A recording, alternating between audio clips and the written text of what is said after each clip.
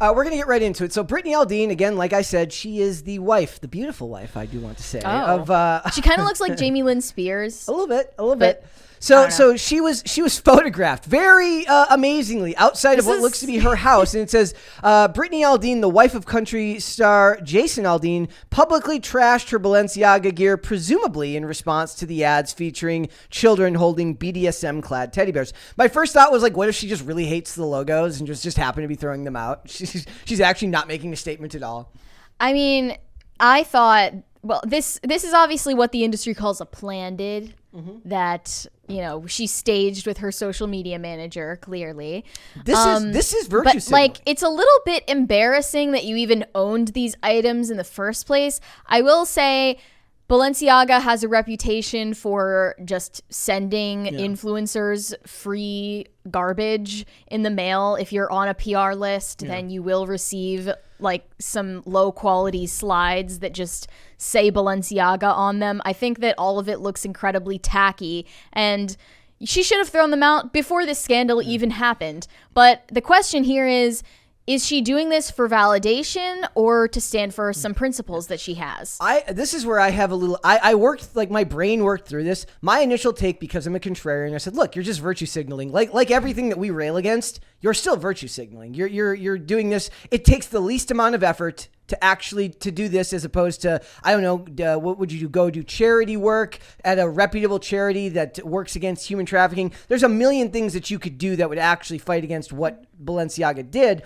Well, she can do that and post about throwing away her Balenciaga items. And when I realized that they were making whole TikToks, like there was a whole trend on TikTok of people cutting up their Balenciaga stuff. Like, look, maybe we have to accept that as much as we hate virtue signaling about things that we think are stupid, in the case of something like this, maybe, I guess, to spur on public interest and to get people to understand what's going on here. Because remember, we talk a lot about, does anybody even know that Ezra Miller is a creep? Maybe big name people have to do this type of performative virtue signaling to actually get the message out there. In which case, we're just like the people on the other side. We're just doing it for a cause that is, we believe, actually matters. The confounding part of all of this is that you do have to be a cut above the rest in terms of socioeconomic status in order to even stage a boycott of Balenciaga. Yeah. Most people who are mad about what happened never owned or supported this items from this company or supported this company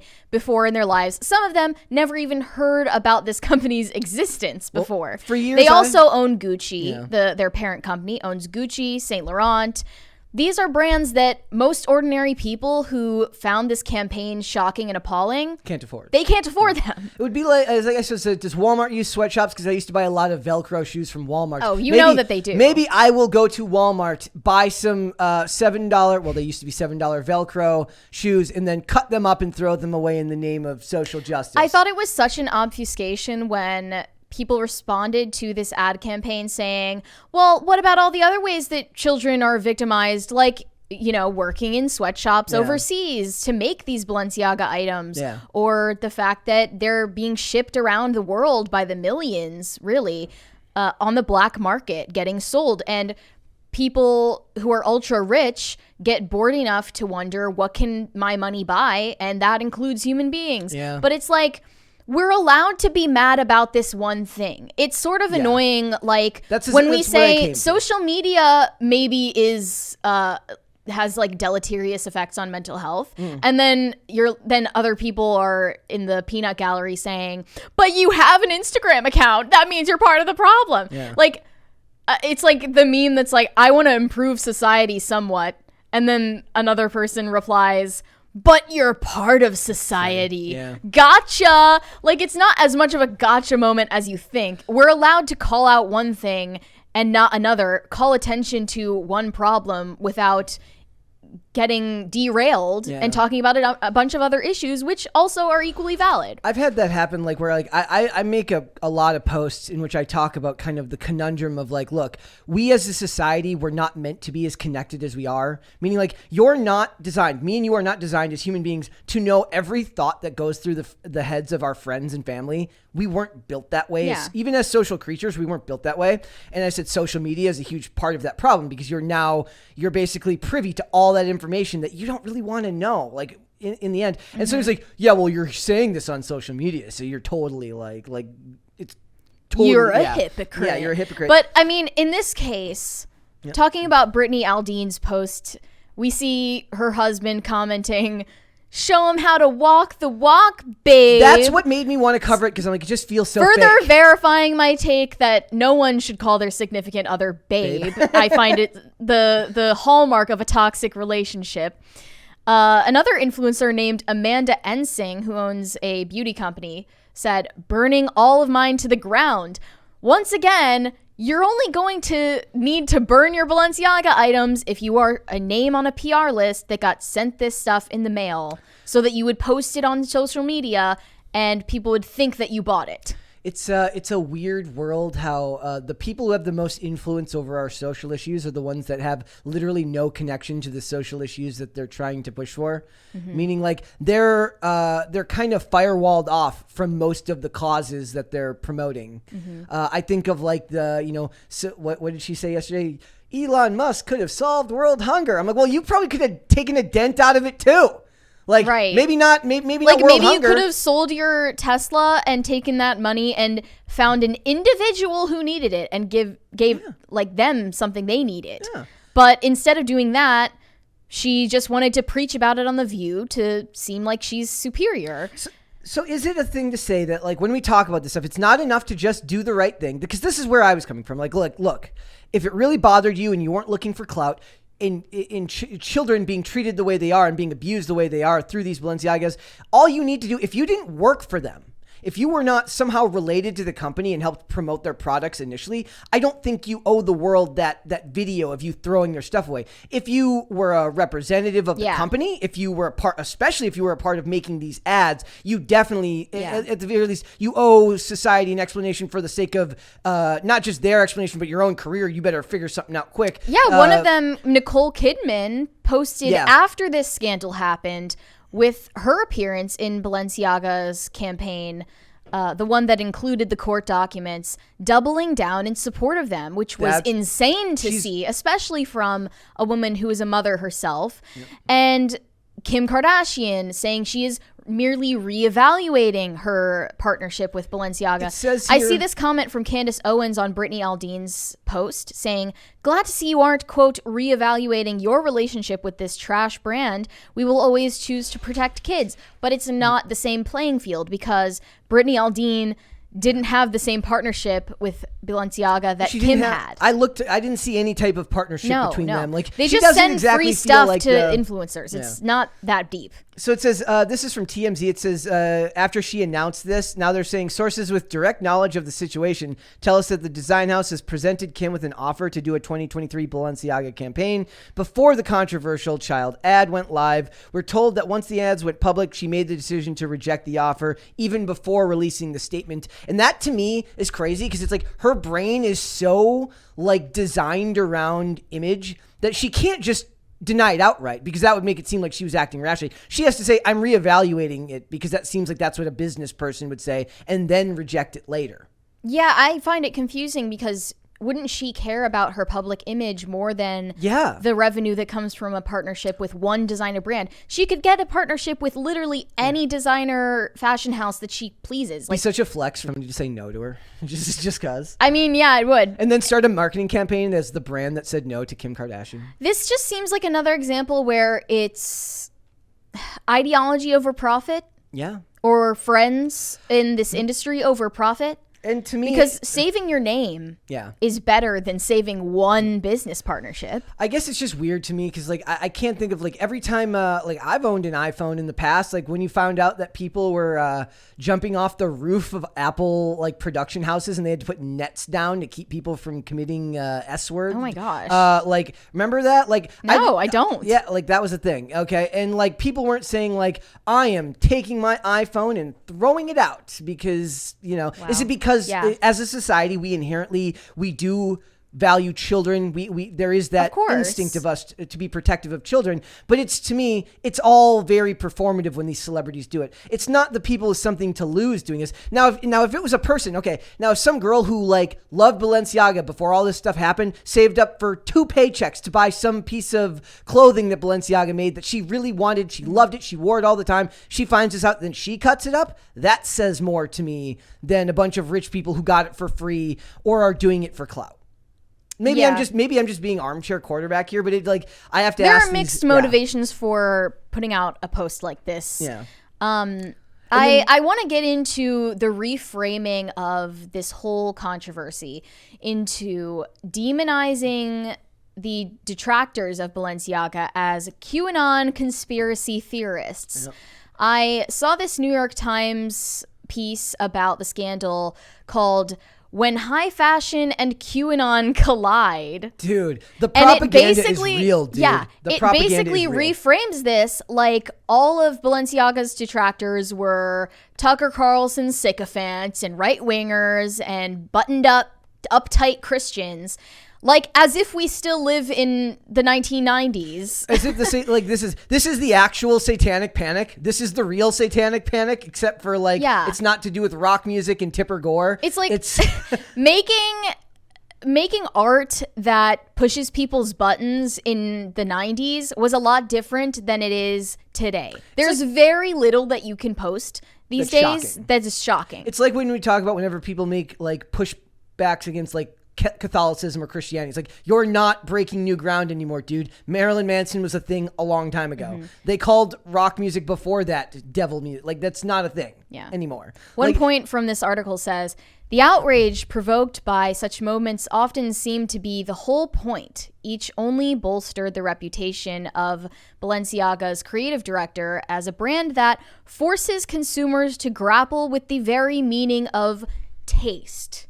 It is the most pretentious high art wannabe bull that I've heard in a very long time. It's actually embarrassing that these people think they're provocateurs and not just losers who were social outcasts in high school. Yeah. Speaking of which, Lada Volkova, she was Balenciaga's top designer from 2014 to 2018.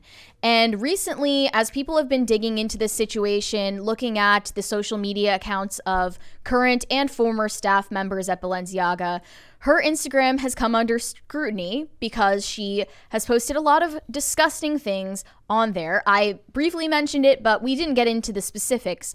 And Who did you say she looked like? Who did you say she looks like? Oh, what did I say? I don't remember. Sorry for the distraction. I don't know. Yeah. You said she looked like somebody. I don't remember now. I really wish I did. Our brains. So she recently responded through a spokesperson saying that she condemns the abuse of children in any form. Lada Volkova has not worked with Balenciaga or its team since 2018, and she has in no way participated in the brand's recent Instagram or advertising campaigns. Sure thing. Okay, you weren't involved with this particular campaign, but that's not to absolve you completely of responsibility for the larger problem people are pointing out of child exploitation or the normalization of sexualizing children in the art world and the fashion world. She definitely has some blame to share based on what she's posted. Do you think it's weird? Do you think it's weird sometimes how it gets worse there, but society seems to push back? Like they used to talk about how there was the countdown on the screen for when Lindsay Lohan or the Olsen twins were going to turn 18, and that was normal. And now we have a new 90s. A new class of those celebrity girls like Millie Bobby Brown. Yeah. I find it disturbing. And then but that's her pushing to she wants to be seen as an adult, but we as a society are supposed to push back and look, we did the same thing with when the actress from Doctor Strange in the Multiverse of Madness was on the red carpet. It's she's not dressing like she's 15. She's dressing like an adult, and that's by design. Sure, and there are teams of stylists that strategize that. It would be different if she was doing it on her own, but it's adults that this are is that are prepping completely this. out Yeah. in the open. Yep. The grooming is completely out in the open, and it's our job to respond to it. And that's why I think that framing this as some kind of QAnon conspiracy is so disingenuous. And of course the New York Times would do that. So this one tweet that scares me. That they like, this is the society we live in now, though, that the left-right paradigm is so bolstered in this country that there are people that will end up falling in line that with you this and even being have okay to with- politicize this stuff. It's insane. And it will work. Like, Yeah. that's the scary part, is it will work because people are so polarized and so confrontational with one another. You're just a bunch of Fox News talking heads. Oh, you don't hate art. Oh, you don't like it when kids hold BDSM teddy bears? Why don't you go watch Tucker Carlson, they'll say. That's exactly. going to be a thing. So these tweets responded to that New York Times article saying, finding the Balenciaga ad highly inappropriate has zero to do with QAnon. Normal people think it's abhorrent, but the New York Times wants everything to be politically motivated. And then a UFC fighter named Jake Shields, he's been going off a lot on Twitter about Lada Volkova, actually. He said, not wanting children abused and sexualized does not make me QAnon. And this is very telling that New York Times sided with the pedos over the children. They always do. And as much as you can say, like, oh, it's not that black and white, like, I'm tired of you pointing out the gray areas only when it involves the people who victimize children. It's funny because one of the things that this is a weird aside, I would have liked when I first started watching Tim back in like 2017, 2018, I thought he should have had merch that said nuance in all things, because that was one of the things I noticed is that you're never allowed to have nuanced takes on stuff going one way, but you're always allowed to going the other way. And it's always done in the vein of an explanation or some type of excuse. It's never actual nuance. It's just an excuse. Mm-hmm. And as somebody who is like as libertarian as they get, you draw the line at people that can't defend themselves. And pipelines of rich, famous, extremely powerful people who use massive, multi-layered networks, whether that be missing link media, print media, if we're talking about the New York Times, journalists that are either ideologically inclined or just greedy, and they use them to their ends, and the end result is kids get hurt. Yeah. That's a problem. So I want to go through some of the Instagram posts Lada has put out there. She's since privated her account, and I don't know if we necessarily should show them on screen right now because they're questionable, even just for YouTube standards. Yep. I'll describe some of the screenshotted posts. Many of them featured children wearing little clothing. One of them was a little boy shirtless wearing high heels. One of them was a little girl wearing a swimsuit, waving at the camera. Even that is one of those things. I was watching an old episode of NCIS like last week, and they talk about this thing where like one of the characters, like his grandma, talks about how Tim used to wear high heels when he was a little kid. And it's played to be like hilarious. Like he's like he was like such a dork when he was younger. He was like, they're basically saying back then it was more okay to make fun of that stuff. And it wasn't seen as like a reason to put your kid through the medical industrial complex. No, but I'm saying that's the slow normalization of it, right? They're just by bringing it up. I wonder how dangerous it is just to bring it up. Because and that was previously exclusively private. Yeah. To a family. Mm-hmm. Yep. Other posts showed a dead woman's body with entrails all over the ground in a field. You're not edgy. You're not. It's just like so try hard. Like I'm not even saying like I'm so scandalized. I'm saying like you look dumb. Like you look embarrassing. You look like a poser. You have no actual taste in art. One of the hardest you just want to be shocking like a 14-year-old kid. It's basically an art version of an edgelord. Right, exactly.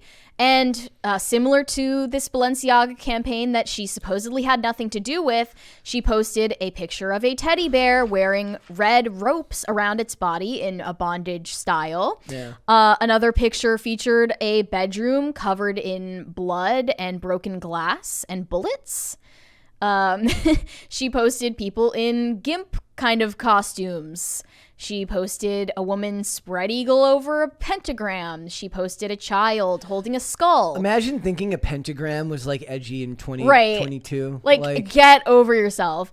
Another post was what looks like a prepubescent child tied to a chair with tape with a VR headset on, connected to a laptop with her legs spread apart.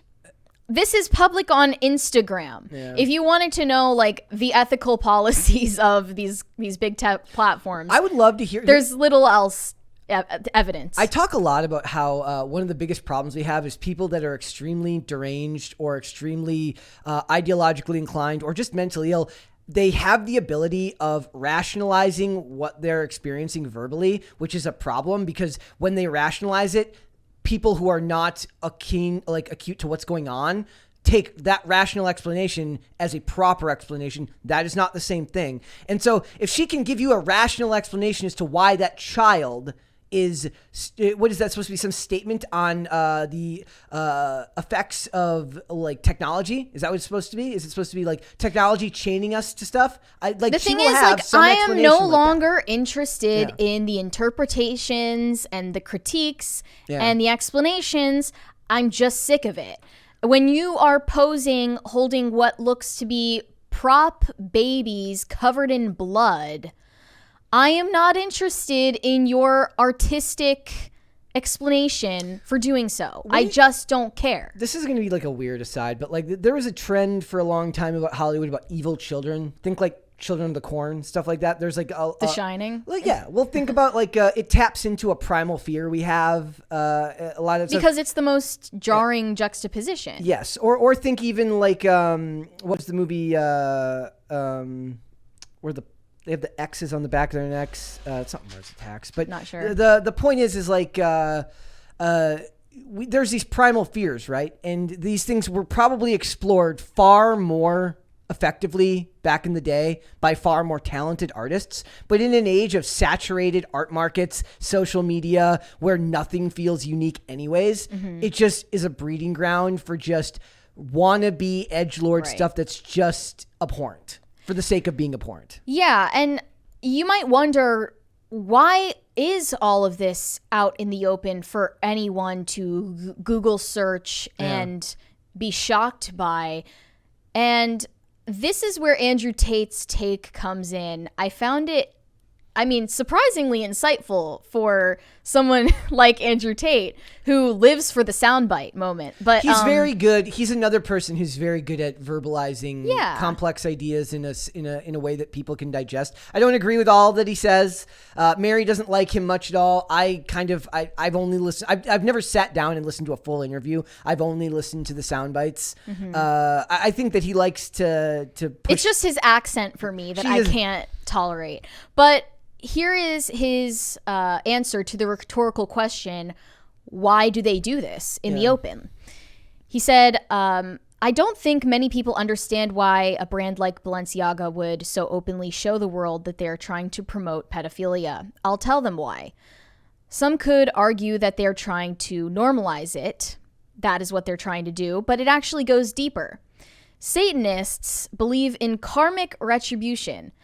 They believe that they can suffer the consequence of lying and tricking you. So he's contrasting this idea of karmic retribution with the normal idea of justice that most people have. He continued, Satanists believe by telling you what they're doing, they don't have any karmic retribution. I'm not responsible for the consequences. I'm not responsible for the negative fallout of my actions. If they understood what I was doing and allowed me to do it. This is why they show you and tell you what they're doing. If I show you and tell you that they're pedophiles and you continue to buy their products, then you're supporting pedophilia and you're obviously okay with it. If I do it hidden behind your back, then they can argue and say, I didn't know they were pedophiles, but by showing you, I've shown you I'm a pedophile. You still want to wear the t-shirt, so obviously what I'm doing is okay. This karmic retribution model and the way that Satanists view the world, and when I say Satanists, I genuinely mean people who worship Satan. The people who are in charge of these brands, in charge of the Western world, and in charge of the Matrix genuinely worship Satan. When you understand the idea of karmic retribution, you can apply that to so many scenarios. They're doing this with everything. It's not just Balenciaga. So that's one possible explanation for why they seem so shameless and brazen about it. And it's also like, even if, no matter how true it may be, when you give an explanation like this, the average everyday person checks out. And all they think of is like 8 people standing around a pentagram with a perpetually burning flame in hooded cloaks. Like eyes wide shut stuff. Not even that. Like they think of like the robes and the cloak, and they think of chanting, like Vedic chants. They think of CERN, maybe? Yeah, they're not like the average person. You would need to show them some type of actual, like, I get like, would that be like Bohemian Grove or something like that? You'd have to show them evidence of these people doing it in practice. Otherwise it sounds kooky to a lot of people. Yeah, and I'm not saying it is. I'm saying that it's going to sound that way when you call them Satanists because they don't understand what that means. Right, yeah. And I don't think that this is necessarily the sole explanation, but I was surprised to see it from Andrew Tate, of all people. Just thought I would share that. Yeah. He had an interesting 2 cents to add to the conversation. But overall, those are your updates. I don't think we're going to get any real explanation about what happened other than, placing all of the blame on the photographer or this lawsuit that they're continuing against the production company they hired. It's all just pointing fingers and lying. When they know full well that they still had final say-so over every single thing that was published there. And even if the worst outcome is that they were just ignorant and dumb and bad at their jobs, you're still just dumb, ignorant, and bad at your jobs and allowed this message to get out through your brand, and you should be punished. Right, exactly. Thanks for watching this clip, guys. If you want to see full episodes or follow us on social media, links are in the description below. Bye.